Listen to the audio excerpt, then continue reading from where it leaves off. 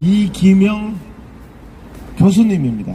이제 이번에 지금 또 다른 직역이죠. 교수님이고 경기도 의사회 부회장이고 아주대학병원 교수님이십니다. 필수 의료 내과, 소화기 내과 하고 계시는데 우리 김선호 기자님 질문해 주시겠습니다.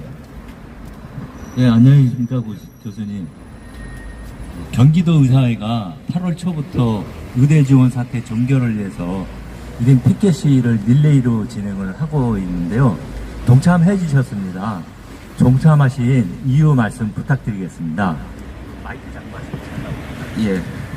예, 지금 윤석열 정부에서 아무런 근거 없이 의과대학교 증원 2,000명을 지금 결정을 했습니다. 그 과정이 여러 국민들님 아시겠지만 전혀 과학적이지도 않았고 전혀 근거 없는 그런 증원이었습니다. 그 때문에 지금 많은 젊은 의사들과 의과대학교 학생들이 이 의사로서의 의미를 잃어버리고 다 나갔습니다. 그리고 지금 의료 파행이 벌어지고 있습니다. 이 현실을 조금이라도 알리기 위해서, 그리고 한 교수로서 이것이 잘못됐다는 것을 여러분들에게 알리기 위해서 저는 이 자리에 나오게 되었습니다. 네, 두 번째 질문 드리겠습니다. 아까 나오셨을 때 대통령 출근길 궁금해 하셨는데요. 보시다시피 저 이태원역 쪽에서 저쪽 녹사평역 쪽으로 해서 대통령실이 있습니다. 그 대통령께 당부하고 싶은 말씀 있으면 부탁드리겠습니다. 저는 우리 대통령께서 용기를 내셔야 된다고 생각합니다. 제가 보면 대통령의 출근길을 해서 우리가 하고 있는 작은 시위를 막기 위해서 많은 경찰분들이 우리를 둘러싸고 있습니다. 아무것도 아닌데. 그런데 정말 대통령 주위에는 얼마나 많은 그런 사람들이 대통령의 눈과 귀를 가리고 있겠습니까? 그래서 대통령께서 지금 본인의 눈과 귀를 가리고 있는 검은 장벽을 찌집고 나오셔서 정말 현실을 보셨으면 좋겠습니다. 좀 더 용기를 내주셨으면 좋겠고요. 그 용기는 바로 진실과 정의를 위한 그런 용기가 되었으면 좋겠습니다. 예. 의대 지원 사태가 2월 6일 정확히 2,000명 5년간 10,000명 발표 이후에 지금까지 9개월째 진행이 되고 있습니다. 9월째 진행이 되고, 그 개월수로 보면은 7개월을 넘었습니다. 이렇게 장기간 진행이 되다 보니까 국민분들도 의대 지원 사태, 또 의료농단 사태의 본질을 이제 파악하게 되셨는데요. 그동안에 여러 이슈가 많이 있었습니다. 그 중에 꼭 국민분들이 아셔야 될 부분이 있으면 하나 말씀 부탁드리겠습니다.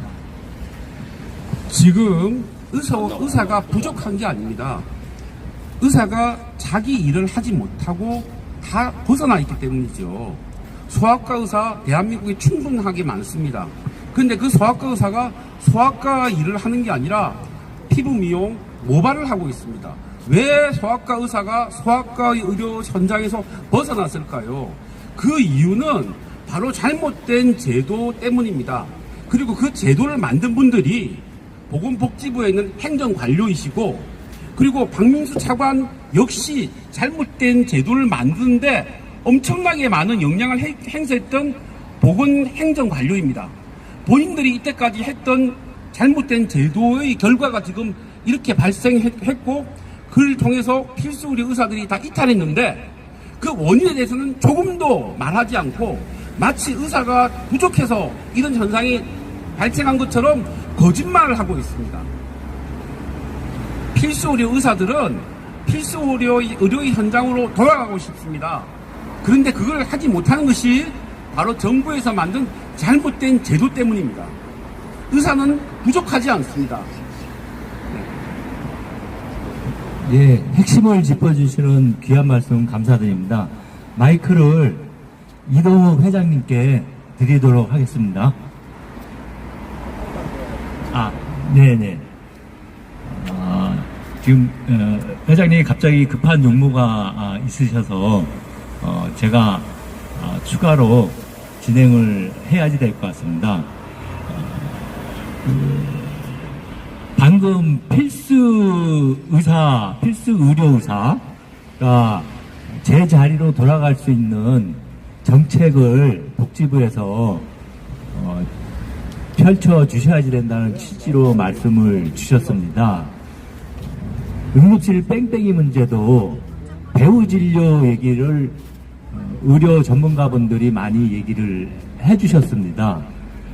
물론 응급 환자가 응급실을 오더라도 예를 들면 손가락이 잘려서 올 때, 또 뇌출혈로 올 때 그 진단을 응급학과에서 응급실에서 해서 배후 진료 필수 의사에게 진료를 할 수 있도록 해야지 되는 거 아닙니까? 또 개원가의 경우도 방금 얘기해 주신 대로 소아과 의사가 모발을 하고 외과 의사가 피부를 하고 이런 부분들은 의대 증원, 의사수 공급을 위해서 해결할 수 없는 문제겠죠.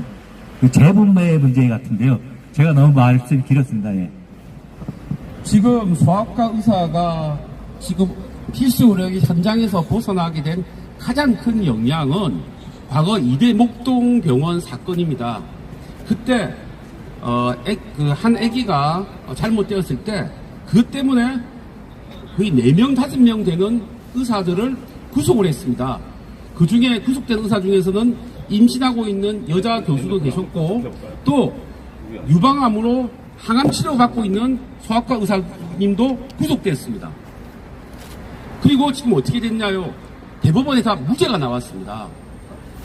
환자가 한 명 잘못됐다고 해서 그걸 모든 것을 의사한테 뒤집어 씌우고 그리고 나중에 책임도 지지 않고 그 과정에서 검찰과 법원이 많은 잘못을 했습니다.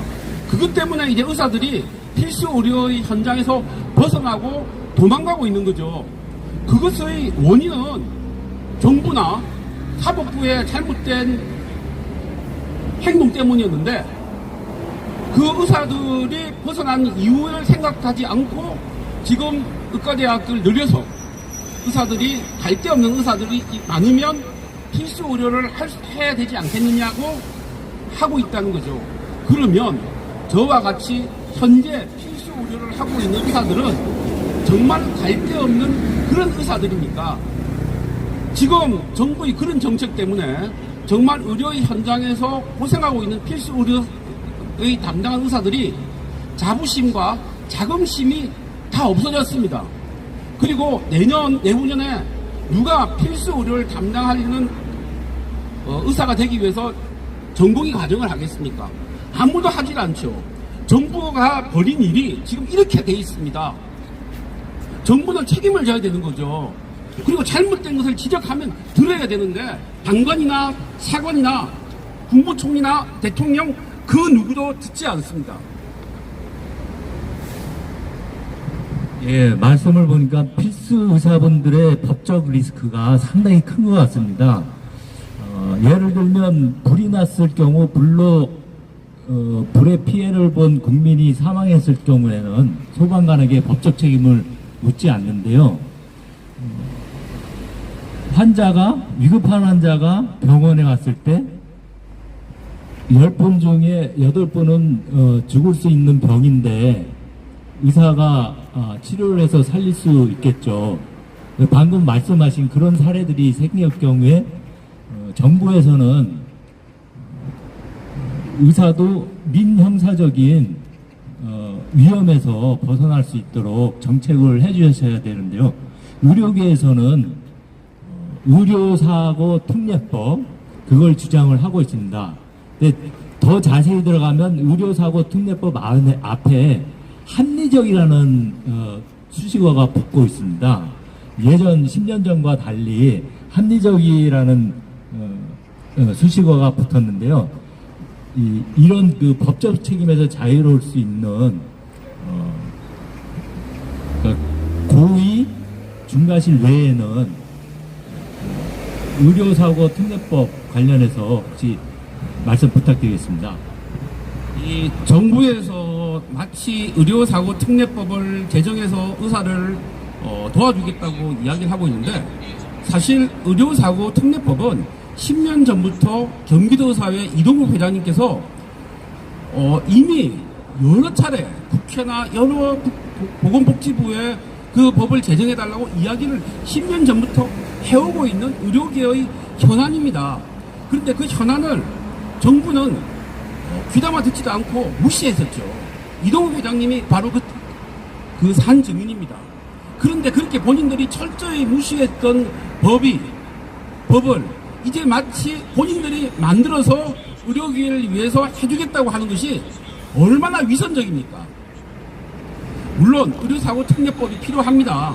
필요하고, 그리고 의료 현장에서 필수 의사들이 용기 있고 과감하게 일할 수 있는 의료 환경을 만들어야 되는데, 저는 그것이 정부에서 만든 게 아니고 의료계에서 거의 20년 전부터 했던 그런 요구였고, 그 요구를 들어주지 않았던 것도 역시 정부였고, 지금 현재 보건복지부의 고위 관료들이 바로 그 의료사고 특례법을 거부했던 그런 공무원이었다는 사실을 분명히 밝히고자 합니다.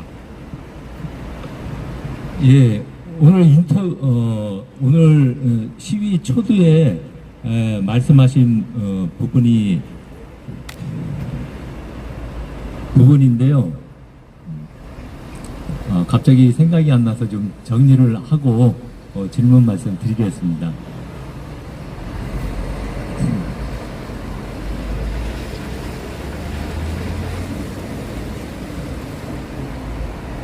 혹시 더 추가로 하실 말씀 있으면 자유롭게 해주시고, 그동안에 제가 생각나는 질문을 하도록 하겠습니다. 지금 9시 뉴스를 보면 저는 참 갑갑한 생각이 듭니다. 보건복지부 장차관들이 지금 대한민국 응급의료가 제대로 운영되고 있다.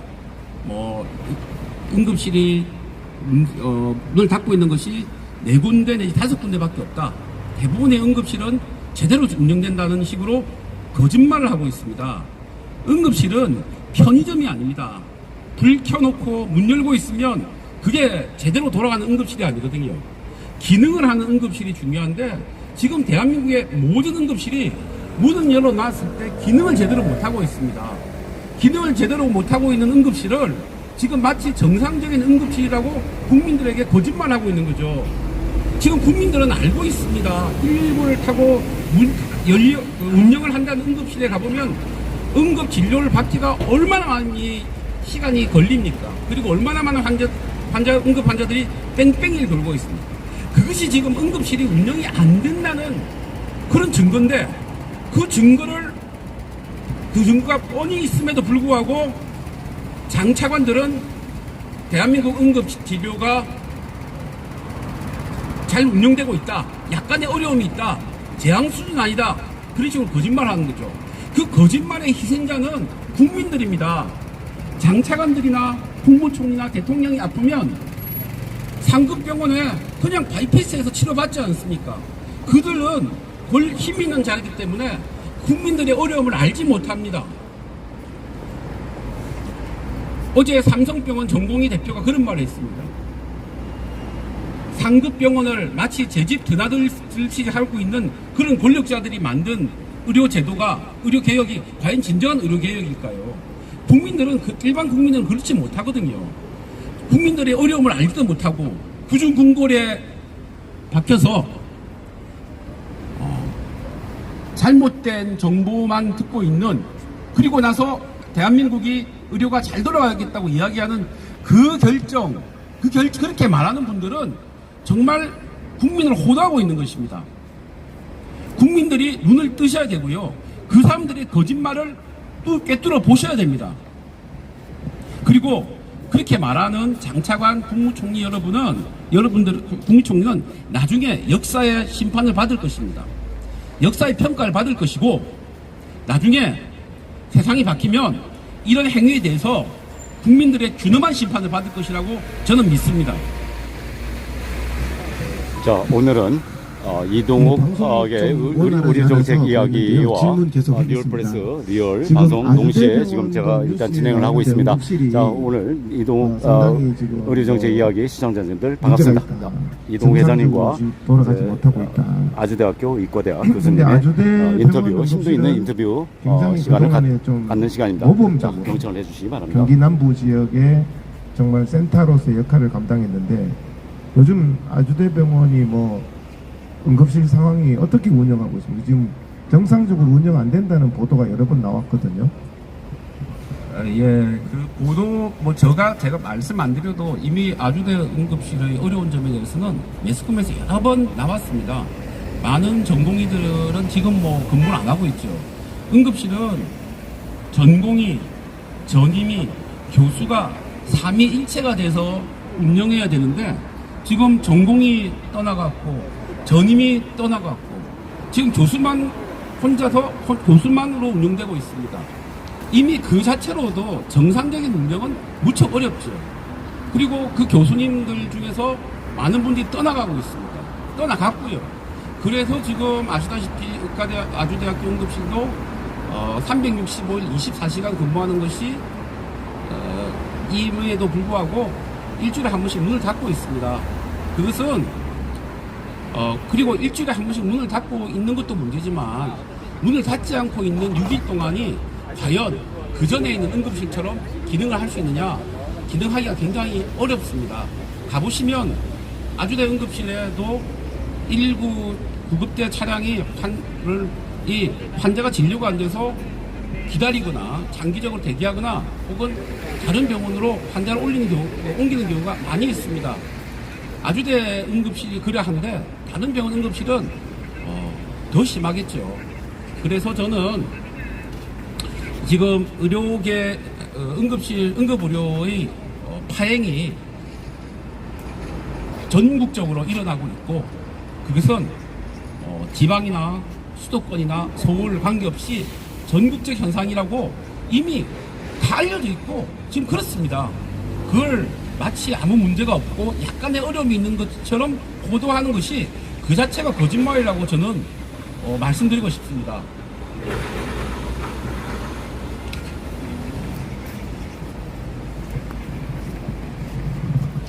지금 제 조카도 이제 본과 4학년인데 군의관을 안 가고 자기는 군대를 갔다 오겠다. 지금 군의관은 38개월인데 사병은 18개월이다. 의사들한테 너무나 불리하게 돼 있는 제도들이 많이 있습니다. 사병을 18개월까지 줄였으면 의사로서 18개월 갔다 오면 될 텐데 지금 의과대 학생들이 지금 군대를 굉장히 많이 가고 있다고 하거든요. 교수님 그 상황이 어떻습니까? 저도 이제 심각하다. 그러면 내과 1학년부터 본과 4학년까지 다 군대 가버리면 6년 동안 의사가 안 나오는 일이 발생하지 않느냐 하는데 지금 그 의대 학생을 가르치는 교수로서 의대생들의 인식의 변화, 과거에는 의대를 오면 당연히 뭐 군의관 공보위를 간다는 생각을 하다가 내가 왜 38개월이나 해야 되지? 18개월 빨리 갔다 와서 나의 젊은 시절 장래를 위해서 투자를 하는 게 낫다. 이런 인식이 요즘에 급속히 확산되고 있다는데 어떻습니까? 예, 지금 의과대학 의사들이 군의관이나 공중보건이라고 갈 때 근무기간이 36개월입니다.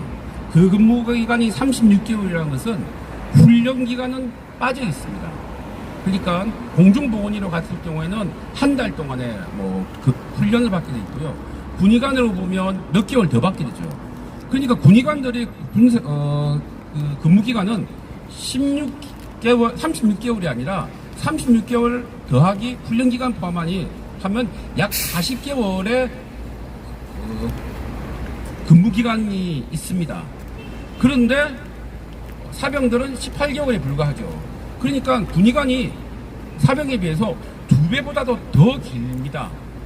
그러니 사병들이 이 의과대학 학생들이 사병으로 가는 거죠. 그리고 그럼에도 그전에는 의과대학교 학생들이 의사로서 자부심이 있었죠. 그래도 사병으로 18개월 하는 것보다 군의관으로서 의사로서 40개월 가까이 근무하는 것이 그래도 보람이 있다고 생각을 했었습니다. 그런데 지금 이러한 학생들의 그러한 프라이드와 자부심에 찬물을 끼얹어 버린 것이 정부입니다. 의과대학교 학생들에게 의사로서의 자부심과 자긍심을 없다 보니 의과대학교 학생들이 이제 사병으로 가는 것입니다. 그러니까 지금 의과대학 학생들이 휴학을 하고 사병으로 가면 너무 사병으로 가는 학생들이 많아서 의과대학 학생들이 지금 입대를 하려고도 입대가 거의 1년 정도 미뤄져 있습니다. 그것은 어떤 문제가 있을까요? 몇 년 후에 앞으로 군의관이 없을 겁니다. 대한민국에. 지금은 군의관들이 많이 근무하지만 앞으로 이 추세가 되면 우리나라는 군의관이 없는 군대가 생기는 거죠. 그러면 그 군의관들은 어디서 해야 될까요? 그러면 의료의 공백이 군대에서부터 시작됩니다. 군의관들이 하고 있는 군대의 필수 의료가 이제 앞으로 몇 년 후에는 군대의 필수 의료가 없어지는 거죠. 그럼 군대에 있는 군인들이 다치거나 아프거나 전쟁이 나서 다치면 군의관이 없으면 누가 하나요? 위생병이 치료를 해야 되나요? 지금 정부가 했던 행동이 의료계의 문제를 해결하는 것이 아니라 의료계의 위기를 점차 민간에서 군 의료까지 확대 재생산하고 있습니다. 이것이 심각한 거죠. 미군 같은 경우에 다치면 얼마나 훌륭한 군 의료 시스템이 있습니까? 그런데 우리나라 군 의료 시스템이 그리고 지금 지방에서 무의촌 의료를 바치고 있는 공중보건의가 앞으로는 소멸될 것입니다. 그러면 군 의료, 지방 의료 그게 없어지는 것이 과연 지금 정부가 바라는 그런 의료개혁의 목표입니까? 그건 아니지 않습니까? 지금 정부의 잘못된 정책에 의해서 이렇게 새로운 위기가 점점 다가오고 있습니다. 국민들이 아셔야 되고 군인들이 아셔야 됩니다. 군의관들은 군인을 위해서 필요한 조직이지 정부의 잘못된 정책을 뒷받침하고 있는 땜빵이 아닙니다. 군의관과 공중보건의를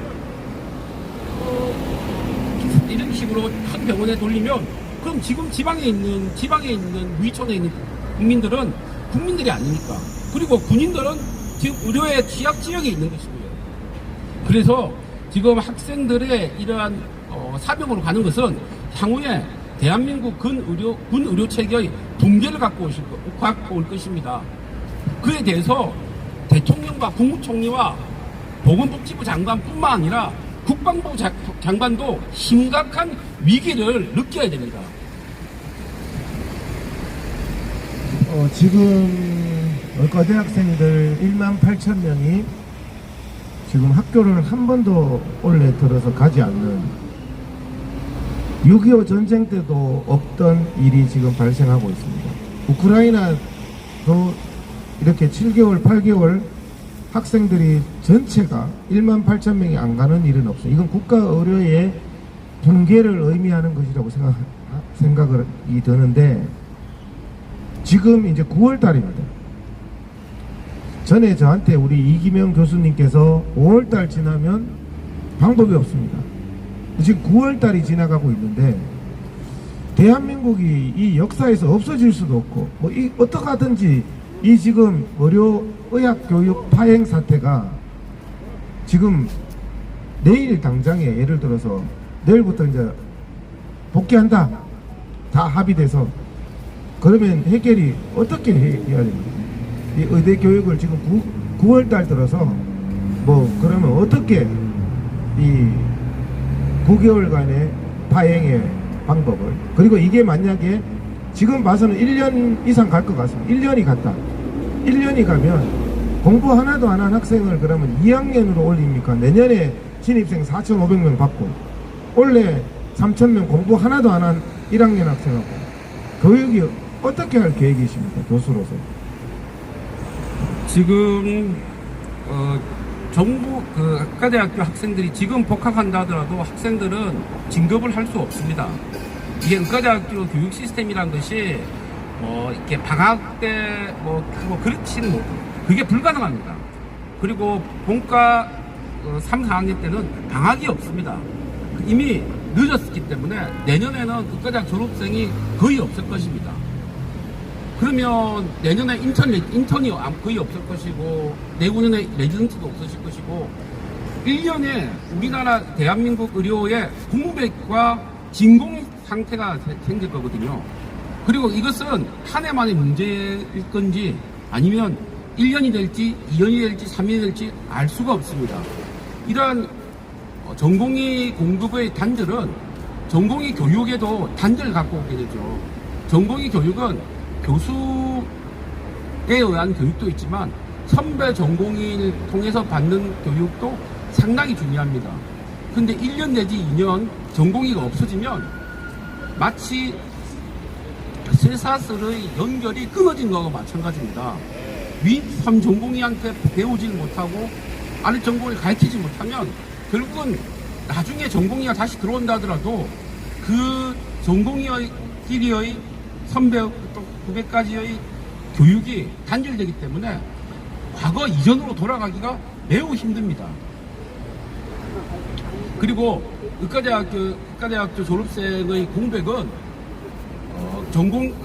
상급 병원의 진료에 심대한 차질을 갖고 올 것이고 그러다 보면 아마 우리나라 의료 시스템에 회복할 수 없는 타격이 될 것입니다.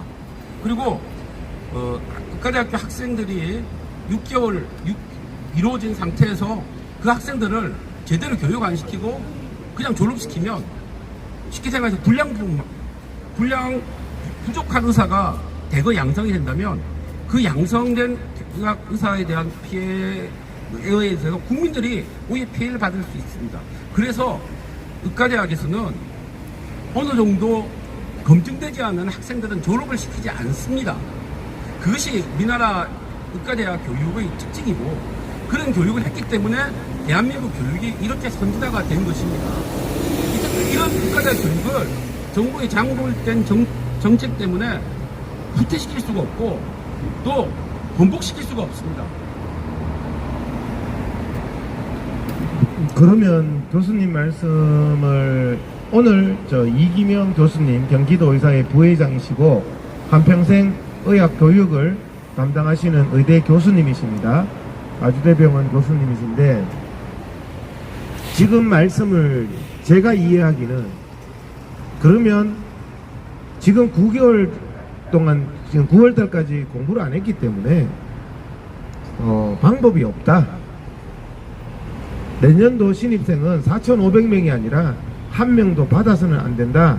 왜? 1학년 교육을 원래 못했기 때문에 1학년 교육을 해야 되고 한 해는 그냥 펑크가 나서 한 해는 의대 졸업생도 없고 의사도 없고 본과 4학년은 본과 4학년을 정상적으로 교육을 해야 올바른 의사가 될 수 있는 거고 교육자로서 그렇게 이해를 해도 되겠습니까? 그러니까 내년도 입학생은 받을 수가 없다.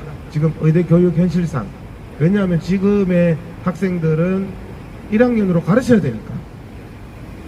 어떻습니까? 지금 정부에서 의과대학생들을 이렇게 밀어붙이면 의과대학교 지금 학생 숫자가 거의 2배, 어떤 대학은 3배, 이런 식으로 늘어나게 됩니다. 그리고 늘어난 학생이 3배 늘어난 대학에 또 신입생 기존에 1학년 학생이 있으면 학생 숫자가 4배가 늘어납니다. 누가 상식적으로 보더라도 학생 숫자가 4배가 늘어났는데 그게 제대로 된 교육이 되겠습니까? 초등학교에도 한 반에 학생이 30명인데 한 반에 120명을 집어넣으면 그 교육이 제대로 되겠습니까? 교육자로서의 양심상 교육이 불가능합니다. 그런 이야기를 교육부의 장차관께서 이야기해도 교육부는 들은 척도 하지 않습니다. 귀를 막고 있습니다. 불가능한 교육을 하라고 하는 거거든요. 그 교육이 지금 내년 3월달부터 이루어져야 되는 겁니다. 정부 입장에서는 수시가 시작됐다고 해서 돌이킬 수 없다고 하지만 사실상 그건 돌이킬 수 없게 하기 위해서 지금까지 정부가 버틴 거죠. 네. 지금 보면요, 저는 막 충격이 옵니다. 제가 옆에서 상황을 아니까. 국민 여러분들, 우리 이기명 교수님 얘기 들으면서 충격을 받으셔야 돼, 충격을. 지금 의대 교육이 완전히 망가져 버렸다. 수능, 시작됐기 때문에 수험생들의 이해관계 때문에 못한다고 하지만 사실은 우리가요, 뭔가 잘못됐을 때, 잘못된 걸 알면서 뭔가 이게 뭐 나사가 빠졌는데 잘못된 걸 알면서 자동차를 계속 운행하면 자동차가 박살이 납니다.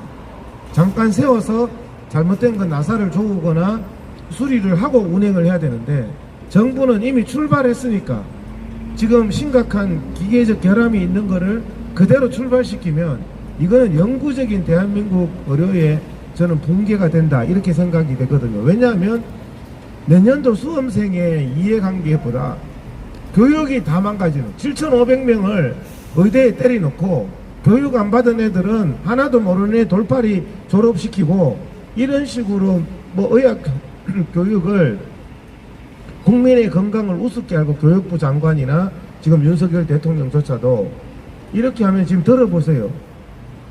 의학 교육이 불가능한 상황, 지금 있는 학생도 불가능한데 새로 4,500명을 더 받아서 완전히 무슨, 이거는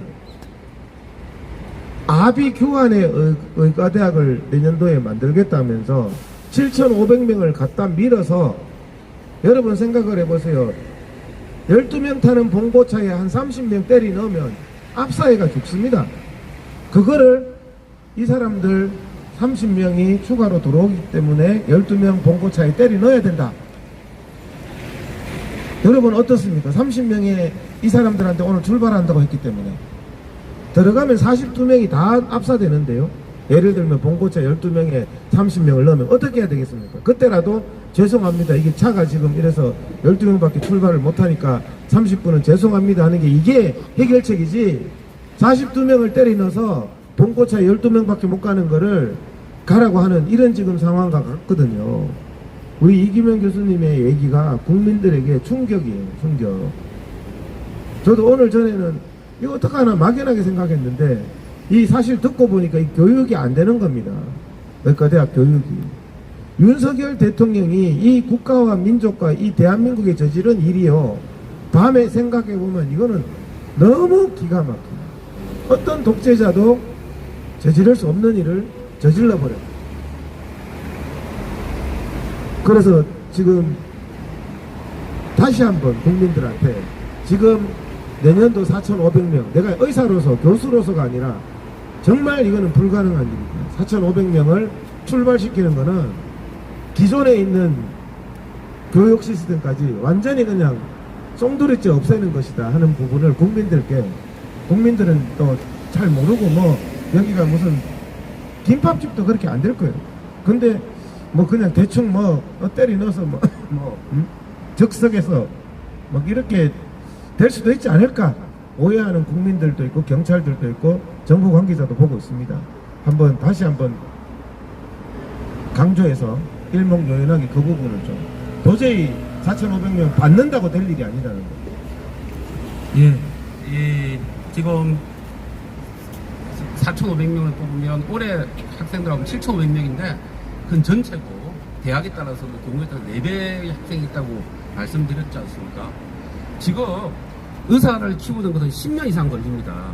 그리고 잘못된 교육제도에서 생긴 문제에 대한 피해자는 국민들인데, 문제는 국민이 피해를 볼 때쯤 이미 지금 윤석열 대통령이나 지금 보건복지부 장관이나 교육부 장관은 그때는 없어요. 다 없던 사람입니다. 일은 저지르고 나중에 국민들이 아하 그 정책이 잘못됐다고 알았을 때는 이미 책임질 수 있는 사람들은 다 없어요. 그리고 나중에 청문회 나와서 기억이 안 난다고 하겠죠. 기억이 안 난다고 할 겁니다. 그리고 그러면 국민들이 잘못된 피해는 어떻게 되나요? 그냥 넘어가겠죠. 지금 저희가 이야기하는 건 그런 이야기를 하는 것입니다. 나중에 10년 후에 청문회가 열렸을 때 대통령이나 국무총리나 장관이 나와서 기억이 안 난다고 이야기하는 그런 상황이 올 거기 때문에, 그런 상황이 오지 말자고 지금 저희들이 이야기를 하는 거거든요. 이것이 국민들을 위해서 하는 이야기지 않습니까? 그렇기 때문에 국민들이 의과대학 교육에 대해서 너무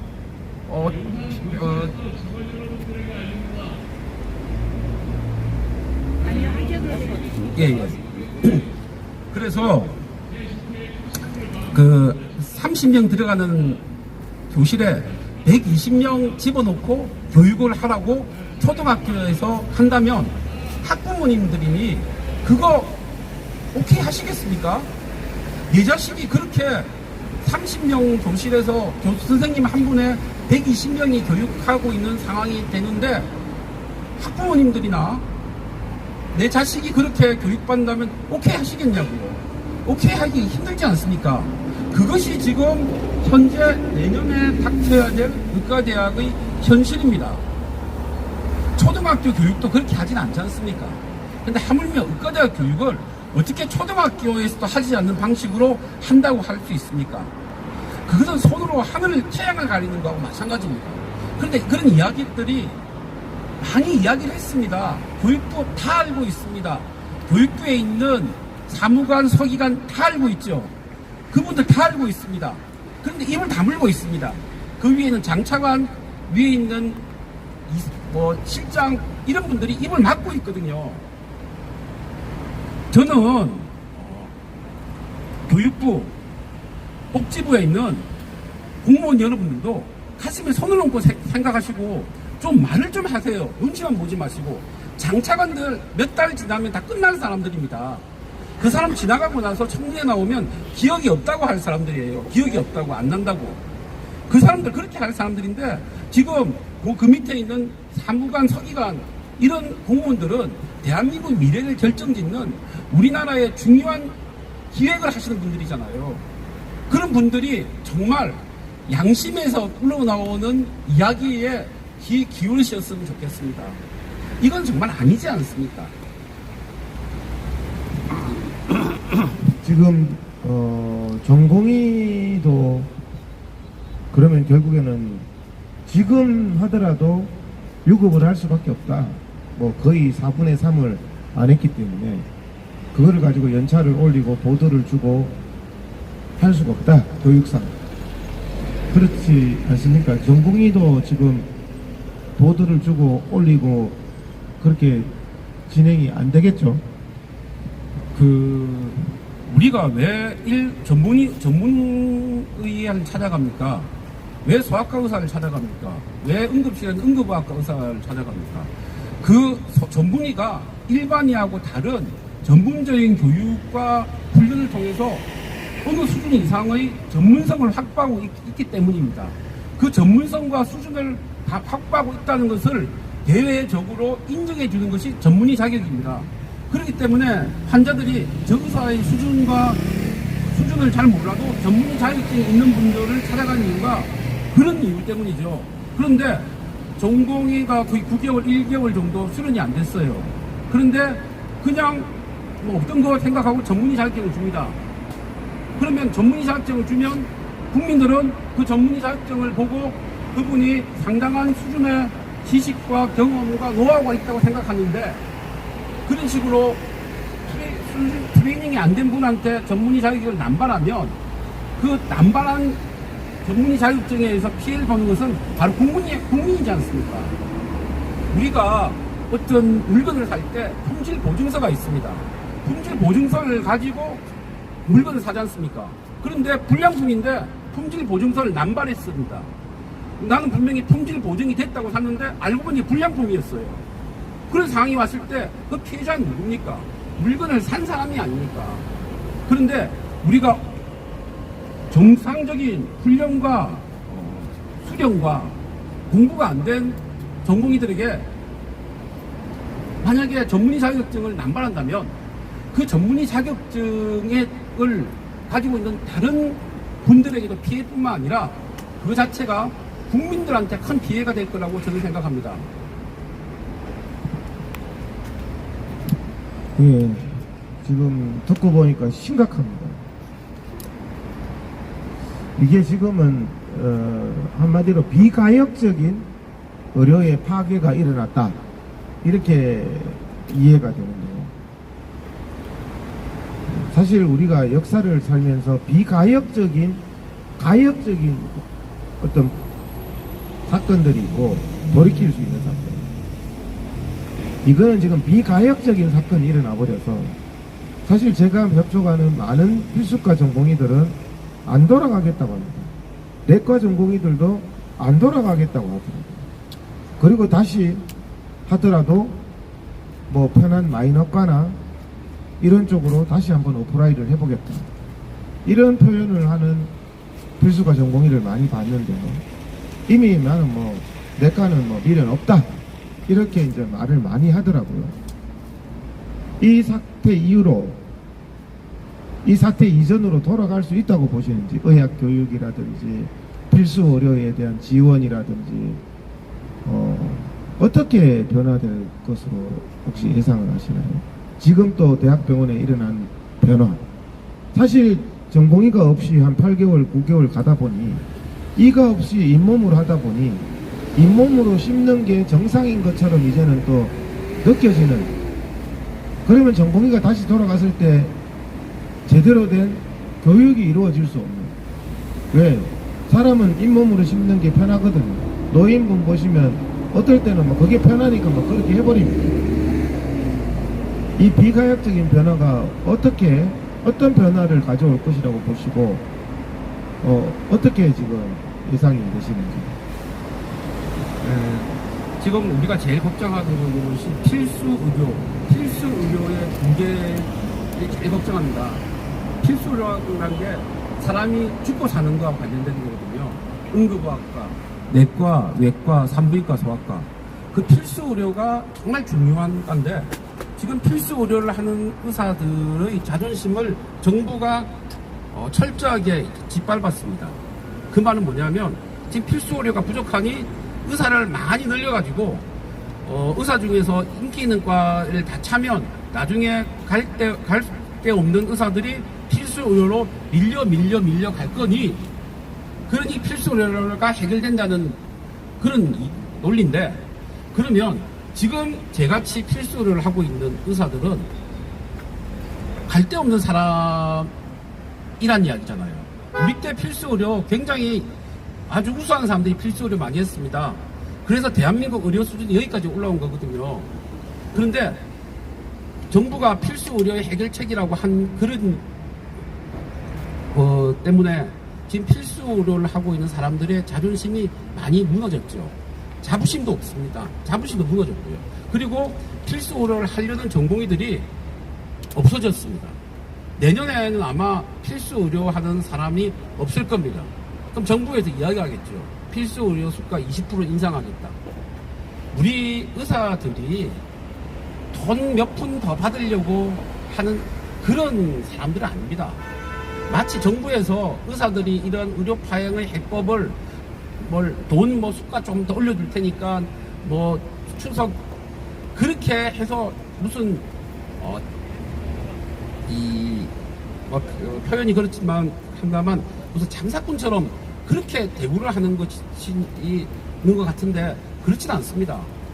의사들이 중요한 것은 자존심이고 자부심이고 내가 환자들한테 정말 도움이 된다고 하는 그런 것이거든요.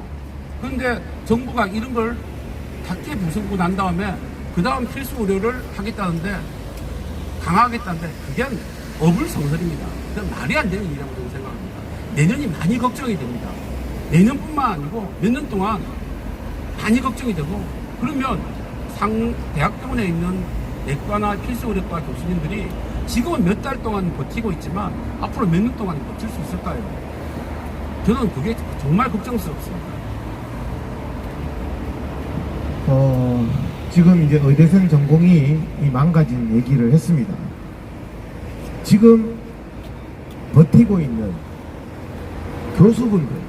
교수분들 사정은 어떨지 저도 대충 듣고만 있어서 직접적인 현장에서 교수님들도 지금 많이 교수로서 해이를 느끼고 사표를 내고 개업을 하고 이런 분들도 많아진다고 들었고, 그러다 보니까 빅5도 교수가 모자라니까 지방의료 살린다고 하는데 지방의대 교수들이 또 이때다 싶어서 서울 빅5로 다 자리를 옮기는, 그러면서 지방병원들은 더 심각해지는 의료 공백이. 지금 교수님들이 또 생활은 어떤지, 전공의가 없어서 너무 과잉한 그런 어떤 업무, 지쳐가는 업무, 또 교수로서의 제자도 없는 자존감의 상실, 거의 뭐 GP가 된 기분, 또 응급실에 가서 오다 내고, 이런 교수들의 생활은 지금 어떻고, 이게 더 사실 버티고는 있지만 이게 지속 가능한지, 그리고 그만두려는 교수들은 얼마나 많은지, 그리고 지방의료의 붕괴 현상, 빅5에만 이번에 사직서도 보면 지방병원들은 잘 수리를 안 하고요, 빅5 병원들은 수리를 잘 합니다. 왜냐하면 다시 뽑을 수도 있으니까. 그 부분에 대해서 교수님들의 상황을 한번 말씀 부탁드립니다. 네. 그 교수님들이 이게 큰 병원에 있는 교수님들이 월급이 그래 많지가 않습니다. 근데 왜 그 월급이 그래 많지도 않은데 교수를 하느냐? 이 공자님이 군자의 즐거움 중에 하나가 사람을 키우는, 제자를 키우는, 그 사람을 키우는 것이 군자의 큰 즐거움이라고 하지 않습니까? 교수들이 그걸 굉장히 중요시 생각하거든요. 그러니까 일반 병원에 비해서 대학병원에서 있는 이유는 어떻게 생각하면 학생을 키우고 전공을 키우는 그 군자의 즐거움 때문에 그렇게 살고 있었습니다. 근데 지금 학생도 없고 전공의도 없는 상황에서 내가 대학병원에서 사람을 키우기 위해서 제자를 키우기 위해서 교수를 했는데 지금 아무도 없어요. 그럼 내가 교수란 의미를 못 찾고 있죠. 의미가 없습니다. 게다가 해야 될 일은 점점 많아지니까 교수님들이 본인들의 정체성에 대해서 지금 혼란을 가지고 있습니다. 그래서 사실 많은 교수님들이 그만두시고 있고, 지금 그 9시 뉴스에 보면 뭐 응급과학과 교수님들이 사직을 해서 응급실이 문을 닫았다, 뭐 하루 영업을 운영을 안 한다. 그런 이유가 왜 그렇겠습니까? 응급학과에 계신 교수님들이 사직을 하기 때문입니다. 사직을 해서 다른 병원에 가니, 그러니까 대학병원의 응급실은 문을 닫고 되어 있고, 2차 병원 응급실은 더 좋은 교수님들이 가니까 2차 병원 응급실은 더 운영이 잘 되고 있는 거죠. 그러다 보니까 대학병원들이 지금 흐물흐물 지금 무너지고 있지 않습니까? 근데 그거는 응급실이니까, 응급의학과는 응급실의 문을 운영을 못한다, 운영 축소한다는 것 때문에 우리가 국민들이 그걸 알 수가 있습니다. 아, 이 응급실이 문제가 있구나. 그런데 이제 다른 배우과들은 교수님이 사직을 하거나 하더라도 그것도 드러나질 않습니다. 그러니까 어떤 이렇게 지금 배우과가 기능이 상실되고 있다는 것을 국민들이 체감을 못하는 것 뿐이죠. 그런데 응급의학과가 무너지는 것만큼 배우과도 지금 무너지고 있습니다. 국민들한테 드러나지 않기 때문에 그렇습니다. 그리고 점점 교수님들이 사직을 많이 하고 있고, 제가 하는 과 같은 경우는 어느 대학은 뭐 교수님들이 3분이 그만두셨고, 어느 상급병원은 뭐 6명 중에 뭐 5명이 그만두고 막 이런 식으로 지금 점점 진행되고 있습니다. 국민들이 느끼지 못하기 때문이죠. 근데 이제 이게 더 심해지면 나중에는 이제 그때는 국민들이 느끼게 될 것입니다. 그런데 그때는 너무 늦어진 거죠. 너무 늦죠. 그런데 그거는 곧 오게 될 것 같습니다. 그래서 지금 상급병원에 무너지고 있고, 특히 지방의과대학 같은 경우는 심각합니다. 지방의대를 살리기 위해서, 지방의료를 살리기 위해서 이렇게 의료개혁을 하겠다고 하는데, 지금 오히려 지방 의료가 더 무너지고 있고, 지금 보시면 119 환자를 못 찾아고 뺑뺑이 돈다는 게 수도권보다 지방이 더 많이 일어나지 않습니까? 그것이 지금 가장 문제가 어떻게 악화되고 있다는 걸 보여주는 그런 시금석입니다. 곧 그것이 더 심해질 가능성이 있습니다. 저는 상급병원에 있는 여러 교수님들이 이렇게 무너지는 것을 원치 않습니다. 어떻게 고생해서 여기까지 우리가 상급병원에서 일하는 이러한 시스템을 만들었는데 저는 그게 계속 가기를 원하거든요. 그렇기 때문에 잘못된 정책을 정부가 빨리 그만둬야 됩니다. 저는 우리 대통령께서 저번 때 기자회견할 때 이야기하시는 거 듣고 깜짝 놀랐습니다. 저는 대통령님이 문제가 아니라 대통령의 눈과 귀를 막고 있는 그러한 척신들이 더 문제라고 생각합니다. 맞습니다. 그 척신들의 장막을 찢고 나오셔서 대통령께서 현실을 보시고 좀 더 현명하고 지혜로운 대통령이 됐으면 맞습니다. 정말 좋겠습니다. 맞습니다. 옳은 말씀입니다. 대통령의 눈과 귀를 가린다는 게요. 여기 나와 있는 경찰들이 맞습니다. 너무 가립니다. 우리가 상상할 수가 없습니다. 경찰이 막 100명 이상 막 여기 와가지고요. 용산서장이 매일 나오고 경비과장이 매일 나오고 정보과장이 여기 몇 명 없는데 매일 나와서요. 이 의학교육 정상화를 이쪽에서 출근하시거든요. 어제도 이쪽으로 출근했습니다. 이 피켓 가리는 게 대통령 피켓 가리는 게 대통령 경호다. 저희들은 그냥 단순하게 그냥 이거 정말 정상화 시켜 주십시오 하는 피켓 하나 들고 있는데 폭행하고 가리고 난립니다. 뺏고. 우리 이 용산 경찰분들에게 아마 복지부나 대통령실의 그 직원분들도 동일한 이 상징적으로 보여주는 모습이 아닌가. 대형 가리개가 옵니다. 그러니까 대형 가리개로 피켓을 가립니다. 좀 이따가 큰 천에 대나무에 그 검은 천 큰 거 가져와가지고 다 가립니다. 경찰이 문제예요. 대통령이 요거 피켓 하나 못 보게. 볼까봐. 그 용산 경찰한테 지금 가려야 될 게 뭐, 좀 막아야 될 게 뭔지 의료의 붕괴를 막아야 되는데 우리의 이 1인 시위, 평화 호소 이거를 막으려고 지금 난리가 나고 아침마다 조금 있으면 이제 전쟁이 일어나기 때문에 교수님 빨리 떠나셔야 됩니다. 그래서 용산 경찰에게 한 말씀 좀. 그 옛날에 그 히틀러 나치가 있었습니다. 근데 그 나치가 아주 잘못한 일을 많이 했죠. 근데 그 히틀러하고 위에 사람이 잘못된 일을 시켰을 때 그 잘못된 일을 하고 했던 그 밑에 있는 독일에 있는 친일애들은 잘못이 없으니까 나는 시킨 대로 했을 뿐이다. 난 잘못이 없다. 그렇게 했다고 그 사람이 잘못이 없어지는 건 아닙니다. 맞습니다. 맞습니다. 옳습니다. 지금 경찰분들은 위에서 시키니까 난 했다고 말할 수 있을지 모르겠지만 본인들은 정말 잘못한 일을 하고 있는 것입니다. 그리고 그 잘못된 일은 대통령의 눈과 귀를 가리는 하나의 장벽으로서 본인들도 잘못된 장벽을 만드는데 반드시 공신. 예, 본인이 책임을 져야 될 행동입니다. 맞습니다. 용산 경찰서장님 발령 고생하셔갖고 높은 곳에 오르셨으니 좀 더 임기가 오래 됐으면 좋겠지만 어차피 임기 됐으면 내려올 거 아닙니까? 맞습니다. 예, 어차피 한번 용산 경찰서장 해봤으면 됐지. 그거 해서 더 하는 것보다 좀 양심에 어긋나지 않는 그런 경찰로서의 민족의 지팡이로서 행동을 해주셨으면 좋겠습니다. 맞습니다. 진짜 옳으신 이 말씀. 정면에 보면 어린 전공의들이 다 나와 있습니다. 좀 많이 나와 있죠. 다 어려 보이잖아요. 아주대 전공의들도 여러 명 나왔습니다. 지금 이제 떠나시기 전에 이 진료 현장에 있어야 될 전공의들이 의료의 정상화를 호소하기 위해서 여기 나와서 얻어맞고 매일 지금 저렇게 10몇 명씩 나옵니다. 한번 전공의들에게 병원에서 안 만났고 여기 투쟁의 현장에서 만났는데 선배로서 한 말씀 해주시죠.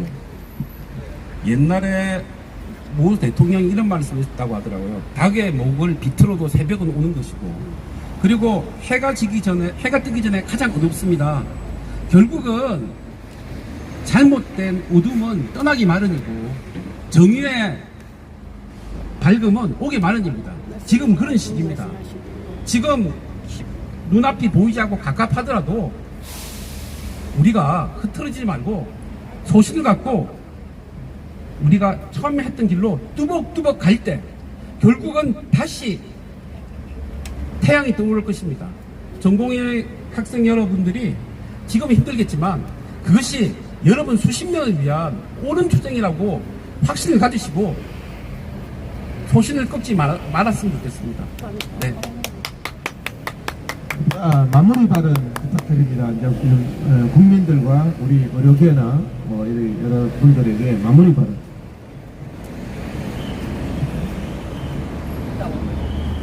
여러 사람을 잠시 속일 수도 있습니다. 한 사람을 오래 속일 수도 있습니다.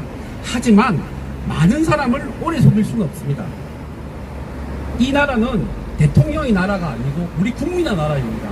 우리나라의 정책은 국민을 위해서 이루어져야 됩니다. 맞습니다. 국민을 희생양 삼아서 만들어진 정책은 옳은 정책이 아닙니다. 우리 국민의 나라입니다. 우리는 공화국이고 국민이 주인입니다. 맞습니다. 국민들이 잘못된 정책을 야단쳐 주시고 그리고 잘못을 바로잡아 주셔야 됩니다. 왜냐하면 이 나라는 우리 국민의 것이기 때문입니다. 맞습니다. 네, 감사합니다. 아유, 감사합니다. 오늘 그 경기도 의사회 부회장님이시고 의대 교육을 한평생 해오신 아주대병원 이기명 교수님이십니다. 박수 한번 쳐주시고요. 감사합니다. 감사합니다. 자유롭게 1인 시하시다가 가시면 되겠습니다. 네.